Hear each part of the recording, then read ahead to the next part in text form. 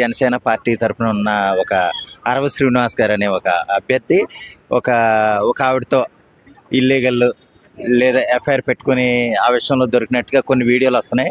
యాక్చువల్గా నిన్న విలేకరుల సమావేశంలో ఆ అమ్మాయిని కొంచెం గట్టిగా అడిగారమ్మా. ఆ సందర్భంలో ఏంటంటే ఇంకా జనసేన పార్టీ నేతలందరూ కూడా అలాగే ఉంటారన్న ఉద్దేశంతో ఏంటంటే రోజా గారు ఈ ఇంకా రకరకాల నిన్న జగన్మోహన్ రెడ్డి గారు కూడా ఆడు ఈడు అని మాట్లాడారు.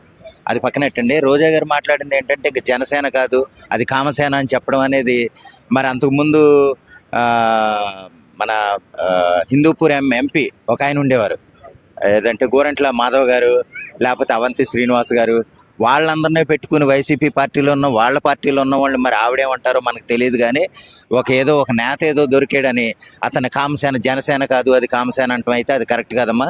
ముందేంటంటే మీరు అలాగ అనుకోవాలనుకున్నప్పుడు మీ పార్టీలో ఉన్న దొంగలు ఇంకా చాలామంది ఉన్నారు, చాలా ఎక్కువ మంది ఉన్నారు. వాళ్ళని కూడా ఏదన్నా నిందించి వాళ్ళని కూడా మీరు సరైన మార్గంలో పెట్టారా లేదా పార్టీ నుండి